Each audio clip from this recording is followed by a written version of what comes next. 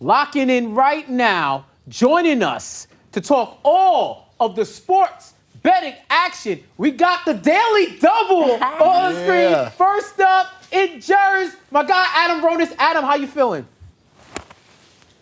Feeling great. Just hoping we get some competitive NBA action tonight because we haven't seen much in the conference finals. That's not asking for much. 100%. I'm like, at this point, I bring back the 90s Eastern Conference. At least we know it'll be tied at like 60 going into the fourth. And joining us in B-Boy, my guy, Alex Blaze. Alex, tell me how you feeling tonight about the action.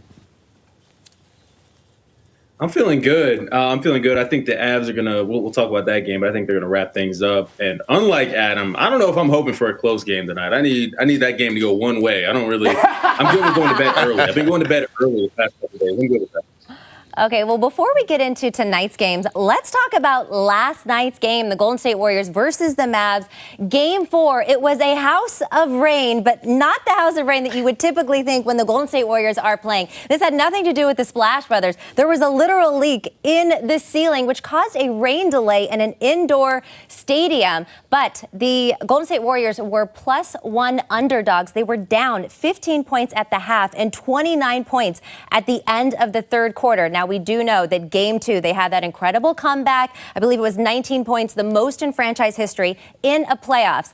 At halftime, the Warriors' money line was at +425 on DraftKings Sportsbook, and the spread went up to 10.5, the live line at -110. So I want to know, who here live bet the game? Anyone on the couches?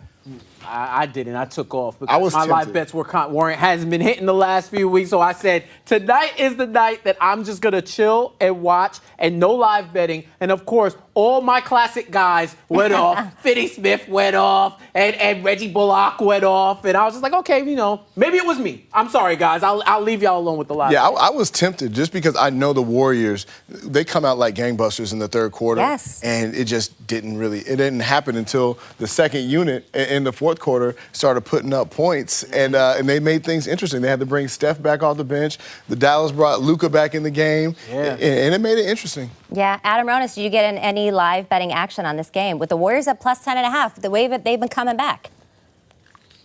I did not, because I thought Dallas was going to win the game. And plus, watching that first half, you could see Dallas was just hitting their threes. We know they live and die by the three, and they just kept hitting them. Reggie Bullock didn't have a three in Game 3, 0-7. And, of course, he comes out and is nailing threes, hitting 6 for the game. So I got the sense that the Mavericks were going to win that game. I can't blame anyone that did live bet the money line for the Warriors because we know they can score in bunches. But I did not see that happening last night, so I did not live bet the Warriors.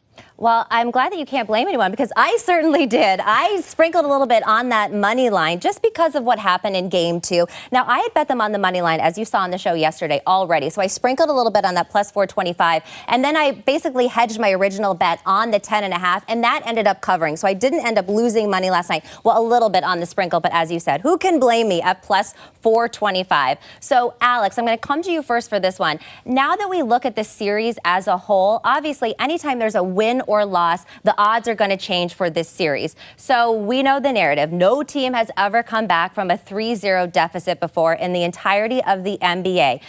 But you got to take it one game at a time. The Mavs have won one game. So if we look at these series odds, the series odds for Golden State to win the series is at -3,500. It's at +1,500 for the Mavs. Is there any value in taking the Mavs right now at +1,500? What are we talking about here? What did you just say? It has never been done. What did you just say? It's never been done. There's no reason to believe it's going to happen now. Not this Mavs team, not against this Warriors team. Listen, the Warriors came out last night. They came out a little lackadaisical. They know that they're going to take it back to the crib and they're going to handle business in Game 5. It's as simple as that. There is absolutely no reason to bet one way or the other in the series bet at this point.